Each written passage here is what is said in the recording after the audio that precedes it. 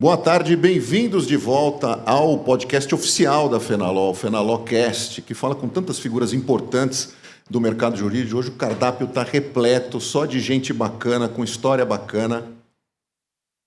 Perdão, eu estou ali, gente, desculpa, eu olhei para a câmera errada. Para quem está nos assistindo aí de casa, eu já peço desculpas, estão registradas em vídeo, mas o fato é o quê? A nossa tarde, assim como amanhã, está super recheada de personagens importantíssimos do mercado jurídico. Se você ainda não teve a oportunidade de vir aqui na Fenaló, em São Paulo, no Shopping Frei Caneca, a feira está realmente deslumbrante. Você passa pelos corredores, encontra todo mundo, você faz um ótimo networking, vê temas pujantes hoje do mercado, discussões sobre futuro, tecnologia, pessoas, gestão, encontra Deus e todo mundo. Então, assim, se você tiver um tempinho, aproveita. Amanhã é o último dia do evento para você curtir todos esses encontros e possibilidades de conhecimento que a Fenaló oferece. É obrigação para quem é do mercado jurídico, atuante ou não, estar aqui na Fenaló para saber o que se passa no mundo e também no futuro do mercado. Quando não podia ser diferente, eu vou entrevistar, como eu disse, uma figura super importante de mercado que eu tenho o prazer de conhecer já há alguns anos, que é o Rodrigo Junqueira, Managing Partner do Lefosse Advogados, uma figura super simpática, vocês vão conhecer mais a fundo,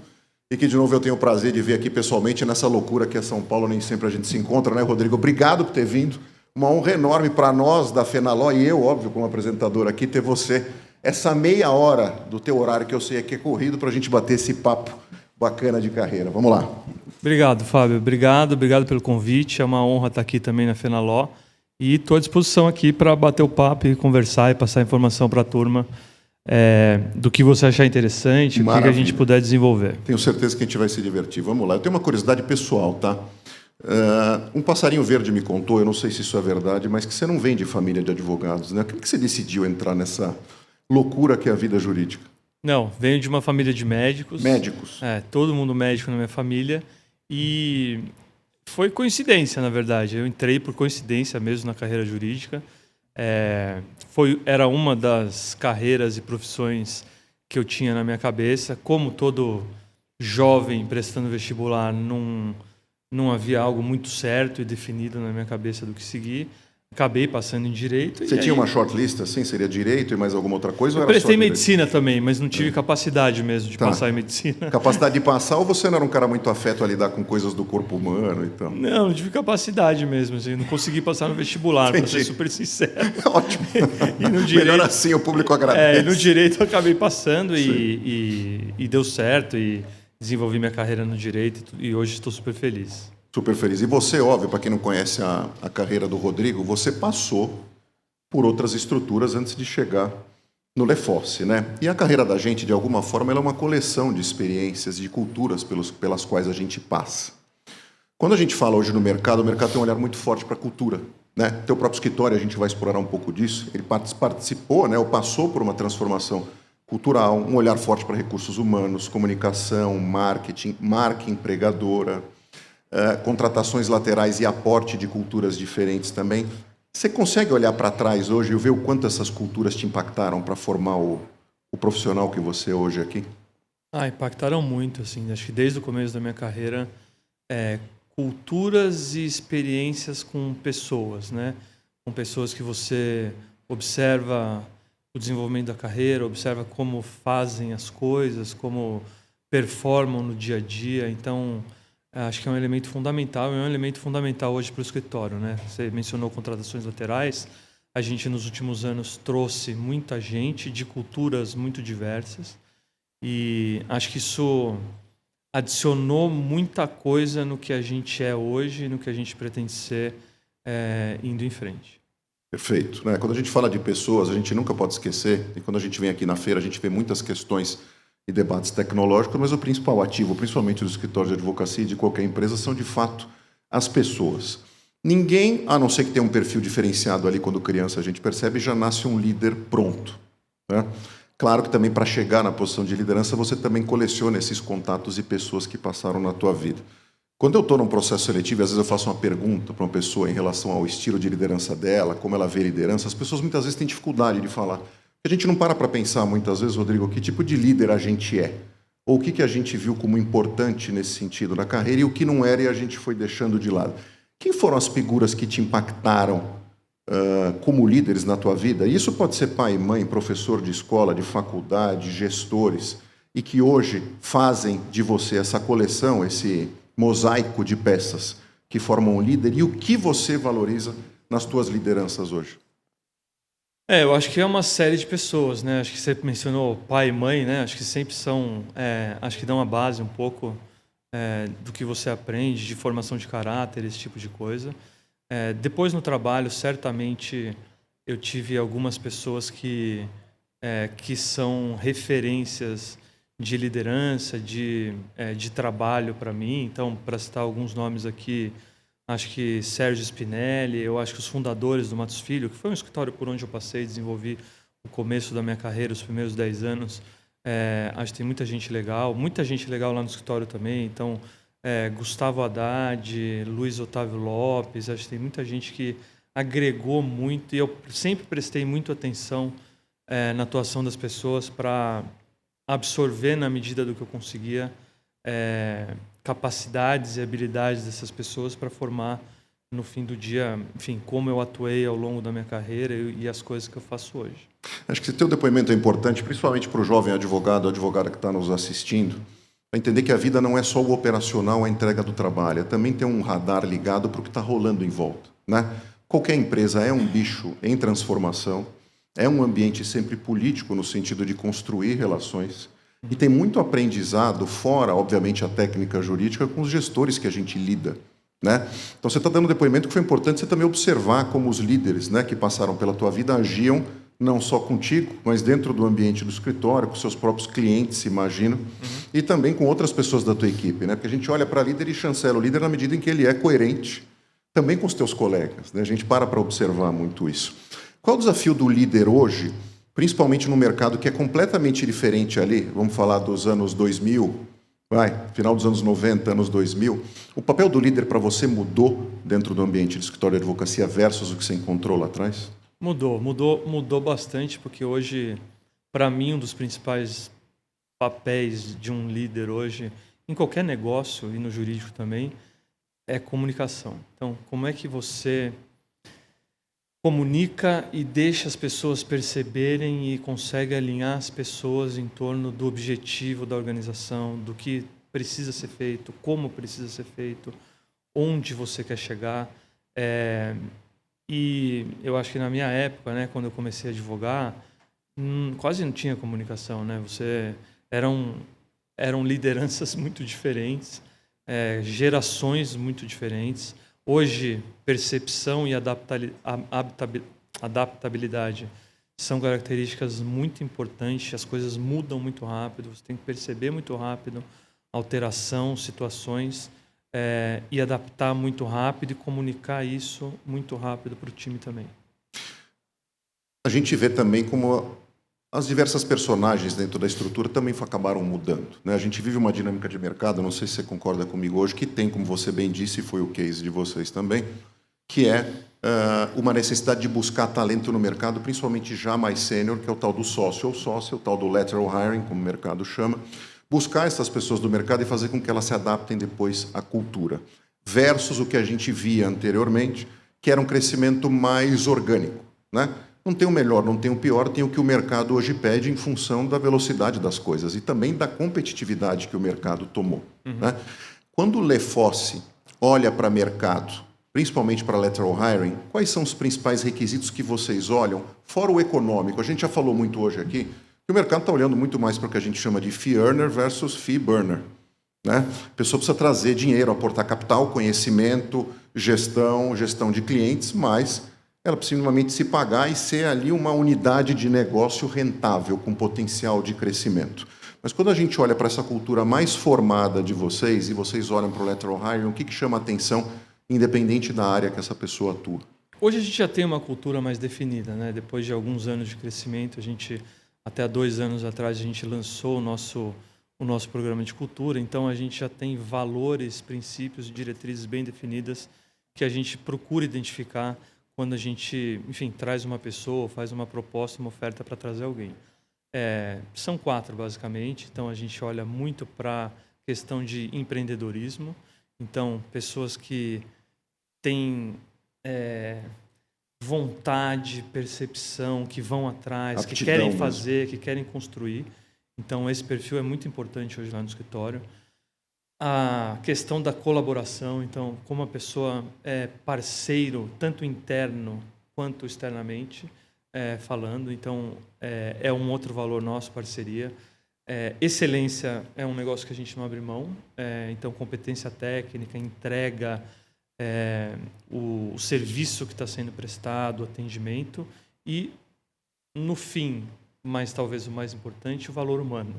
Então, como é que a pessoa age no dia a dia, qual o valor que ela dá para a equidade, para a diversidade, para um bom ambiente, para, enfim, de novo, colaboração. Então, esses 4 valores e princípios que eu citei aqui, a gente precisa identificar hoje numa pessoa, num perfil, para até iniciar uma conversa. Se a gente iniciar uma conversa e percebe que a pessoa não está alinhada com esses valores, a gente provavelmente vai parar ela muito rápido.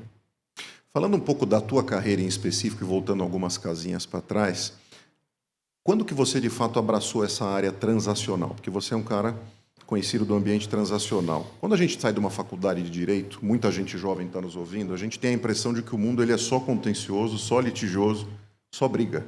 Na faculdade ainda não tem, por mais mudanças que a gente vem tendo na grade de formação das universidades, a gente vive muito o dia a dia do contencioso e acaba aprendendo isso em ambiente de estágio, esse lado transacional. Tal. Quando isso aconteceu para você, e você tem algum caso emblemático que você falou, putz, é isso aqui mesmo que eu quero seguir, é nessa área que eu quero seguir porque eu gostei desse negócio? Aconteceu muito cedo para mim, porque eu fiz faculdade de negócios em paralelo ao direito. Então, olha só. Eu também tenho graduação em administração. E então, quando eu decidi seguir a carreira de direito, eu já procurava uma área transacional, porque eu achava que a minha graduação em administração ia ajudar muito, ia ser muito complementar. Então, para mim, foi uma procura meio que já certeira. Meio óbvia. Já estava no teu cardápio. Nesse caso. Então, eu já entrei na área transacional, era o que eu queria fazer. Hoje, diferente da minha época, quando eu comecei a advogar, você tem, como você mencionou, algumas faculdades e currículos que já formam um advogado de negócio. Na minha época não tinha, e eu, como todos os outros da minha época, a gente precisou aprender um pouco no trabalho mesmo. Não tinha uma formação na graduação acadêmica mais focada na área de negócios, e eu, obviamente, nos primeiros anos tive que aprender muita coisa ali ralando e gastando mais hora mesmo para ganhar experiência, para trazer conhecimento. Você se lembra do primeiro caso emblemático que você participou, alguma transação, algum M&A que te marcou, que você falou assim, eu pertenço a esse mundo? Tem alguns, né? Então, assim, quando a gente fez, por exemplo, toda a restauração da Globocabo lá atrás, nos anos 2000, que virou a NET, no fim da restauração, foi um caso emblemático. Eu tive algumas operações de Embraer, Petrobras, de mercado de capitais, que lá no começo também foram emblemáticas. E depois vieram todas as aberturas de capitais, em que eu participei de grande parte delas.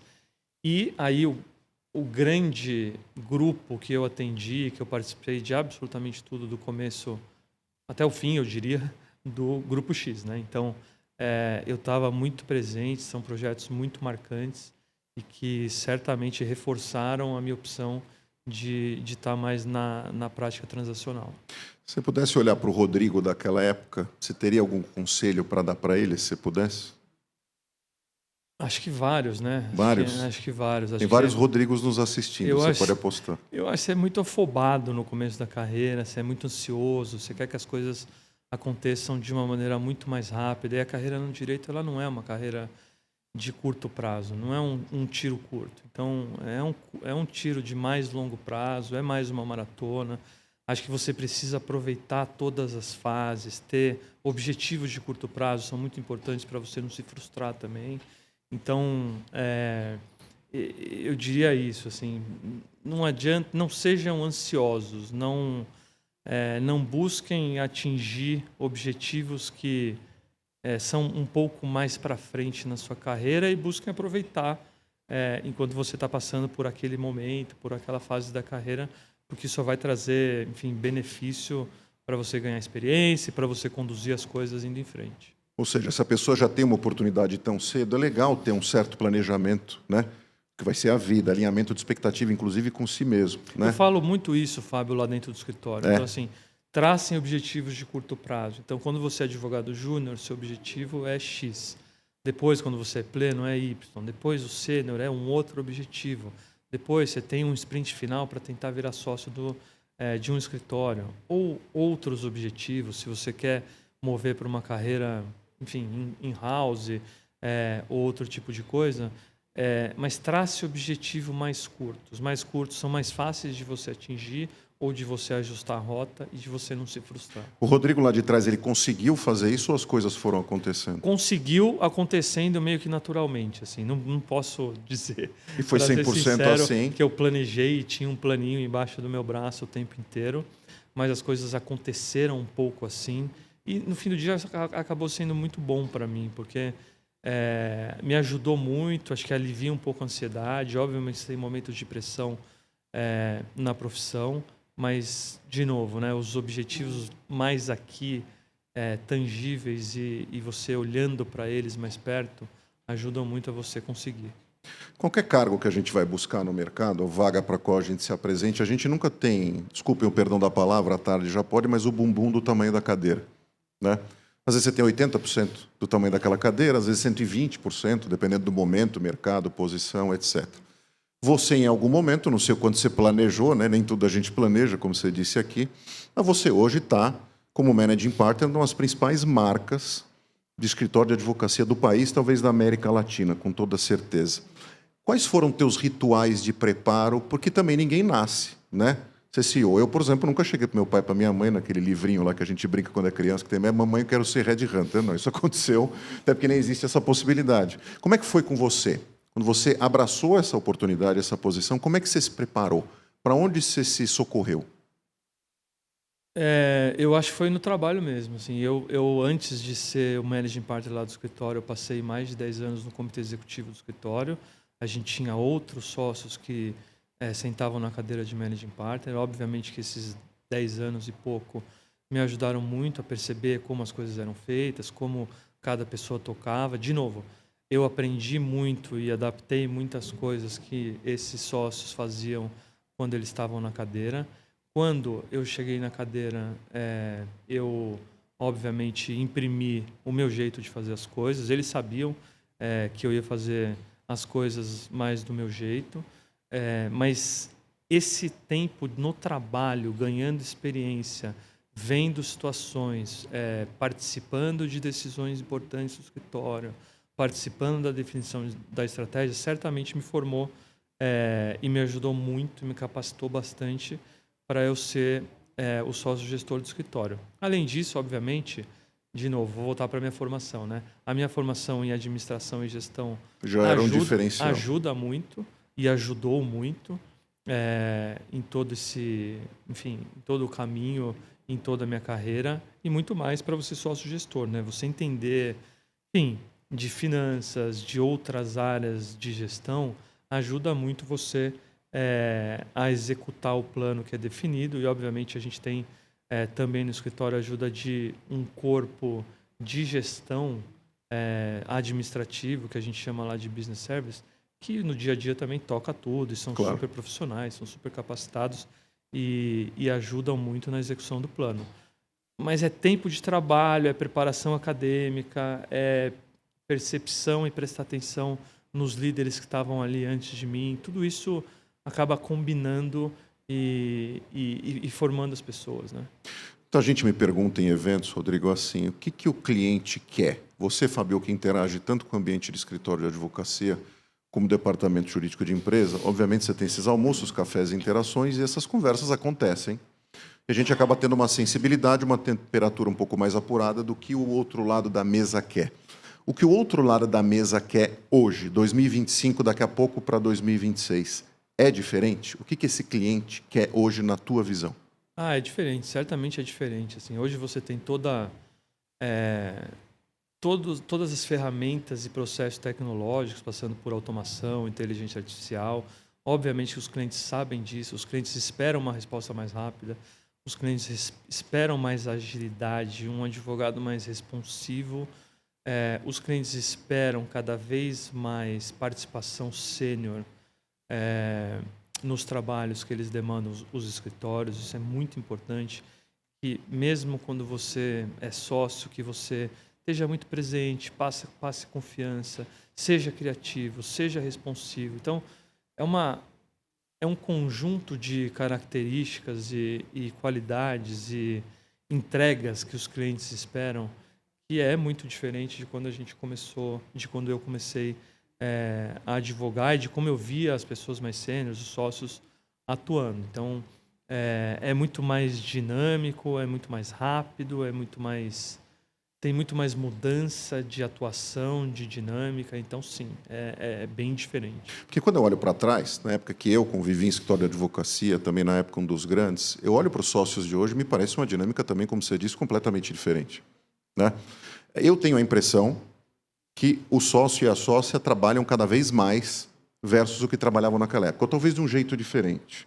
Naquela época você tinha muito um início de contato com o cliente, né? Delegar para a equipe, para que a equipe avançasse com aquelas questões operacionais do projeto e, de repente, reaparecer ali na frente, no closing, no shake hands, fazer aparar as arestas, etc. Hoje, se você não entrega a pessoalidade de ponta a ponta, eu me imagino que, às vezes, o cliente nem queira falar contigo. Né? Já é esperado isso. Essa é a tua realidade? Porque eu me coloco no teu lugar assim, o cliente ele pode acessar o Rodrigo Junqueira por WhatsApp, ele pode mandar um link no Teams, no teu WhatsApp, do Meet, qualquer outra ferramenta, vai te pedir uma resposta muito mais rápida do que era antigamente, onde ele ligava, falava com uma secretária e que você marcava de devolver essa questão a uma reunião presencial na quinta-feira. Isso tudo acabou, caiu por terra. Né? Essa leitura é real, é assim que funciona mesmo para você? É real, é muito mais interativo hoje, você é acessado 24/7, não tenha dúvida disso. A única coisa que não mudou da minha época é que o sucesso do advogado, do sócio, de todo mundo na carreira jurídica, só vem com muito, muito, muito trabalho. Só vem com a pessoa, certamente a pessoa que gasta muita hora, que está comprometido, que está ali do lado do cliente, que se envolve nos trabalhos e que coloca a mão na massa, essa pessoa vai ter mais sucesso. Essa pessoa atrai o cliente, retém o cliente, gera mais trabalhos daquele cliente, é mais referida por aquele cliente para outras companhias. Então, isso continua sendo muito parecido com o que era antes, mas esse negócio da interatividade, do acesso que os clientes têm a você e do tipo de resposta que você dá hoje é muito diferente. O cliente não quer mais um memorando ou um contrato de 40 a 80 páginas. Ele quer uma coisa simples, sumarizada, executiva, direto ao ponto, objetiva. Aplicável no dia a dia para ele dele. tomar decisão rápida também. Nós estamos chegando nos 5 minutos finais, é uma pena que essa conversa está deliciosa, mas assim, quando a gente corre pelos corredores aqui, correr não é demais, né? Ainda mais na minha etapa de vida, caminha pelos corredores aqui da Fenaló, a gente vê uma certa angústia. Isso quando a gente fala, por exemplo, que a gente tem todos os perfis do escritório aqui, né, de departamento jurídico, pequeno, médio, grande, big law, volume, etc. Mas uma preocupação muito grande dos profissionais e quem está à frente dos seus próprios negócios em relação ao futuro. O que vai ser a atividade. E você vê claramente aqui na feira, você tem inúmeros players tecnológicos, então assim, dá para desconfiar que o futuro tem uma presença gigantesca de um componente tecnológico, né? Que é estratégico, às vezes é ferramental, isso depende. Qual que é a tua visão particular para o futuro do mercado jurídico, mas não de uma forma tão ampla assim? Quando a gente fala de escritórios, por exemplo, num porte do Lefosse, você consegue fantasiar mais ou menos na tua cabeça o que vai ser lá à frente? Isso, obviamente, deve ser discutido, mas qual que é a tua ideia particular? Muda muito rápido de dia para dia, primeiro, né? Então é muito difícil você prever tudo o que vai acontecer, mas assim, já é uma realidade, tecnologia já é uma realidade no escritório, a gente tem uma série de ferramentas, fez uma série de investimentos, tem gente dedicada a isso, fazendo trabalhos. A gente tem hoje, por exemplo, cientistas de dados dentro do escritório. Coisa que era inimaginável. Alguns anos atrás, ninguém imaginava que você ia contratar, um escritório de advocacia ia contratar cientista de dados. Dito isso, eu acho que o escritório vai mudar muito a dinâmica de trabalho. Por quê? A tecnologia vai auxiliar muito a execução dos trabalhos. Na medida que a tecnologia entra auxiliando muito a execução dos trabalhos, você tem capacidade de executar mais trabalhos ao mesmo tempo do que você tinha antes. Então, a tecnologia, no fim do dia, vem na minha opinião, eu sou otimista sobre tecnologia, ela vem para ajudar o desenvolvimento do advogado, a exposição do advogado, a quantidade de trabalhos e projetos. A capacidade de atendimento. Capacidade de atendimento, como que ele atende, o que o cliente quer do ponto de vista de agilidade, de resposta rápida. Óbvio que sempre vai precisar do advogado para revisar o que sai, um trabalho que sai de uma ferramenta de inteligência artificial, para ter julgamento sobre aquilo. Então, não acho que a gente vai ter uma grande diminuição de vagas, por exemplo, como se fala por aí. Algumas sim, a gente vai ter. Que talvez não façam nem sentido existir por causa disso. Um trabalho menos intelectual, mais braçal. Obviamente que a tecnologia vai substituir esse tipo de trabalho. Mas o julgamento do advogado, o valor que ele coloca na mesa, a presença, a confiança que o cliente tem no julgamento dele, vai continuar lá. E a tecnologia vai mudar a dinâmica, porque vai ser mais rápido, vai dar mais trabalho, vai ter mais projetos sendo executados ao mesmo tempo por um número que hoje executa menos projetos. Então, a gente vai percebendo já isso acontecendo. E eu acho que os escritórios, você perguntou no nosso modelo, né, e mais ou menos do nosso porte, não vão escapar, na minha opinião, de ter esse grupo de cientistas de dados, de engenheiros de tecnologia. Uma célula de inteligência tecnológica, vamos dizer assim. De desenvolvimento e de adaptação de ferramentas ao escritório. A gente já está indo por aí, certamente isso vai acontecer. Muito bem. Pena que o nosso tempo acabou, mas queria te agradecer por essa mini aula, vamos dizer assim, que você nos deu aqui. Eu tenho certeza que o pessoal aí que está nos vendo no YouTube adorou esse papo. Eu só vou te incomodar com uma última pergunta e final. Se você pudesse mudar alguma coisa na tua trajetória profissional, você teria mudado o quê? Seria médico, né? Seria médico? Medicina. Seria muito mais... Teria uma vida mais tranquila? Não, tô brincando.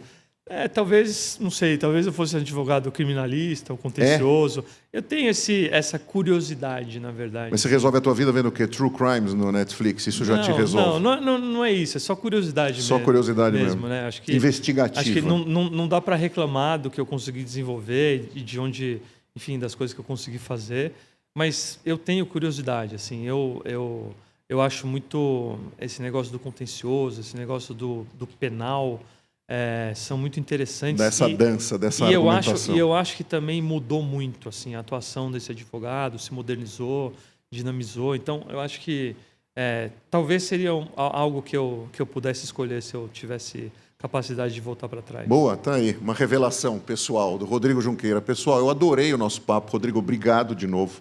Infelizmente, por causa do nosso tempo, a gente tem que encerrar aqui. Tenho certeza que você, aí de casa ou de qualquer lugar que você esteja assistindo, o Fenalocast, podcast oficial da Fenaló, curtiu muito esse papo, tanto estratégico quanto intimista. Tá bom, pessoal? A gente vai por um intervalo de 5 minutos e retorna já já. Um abração.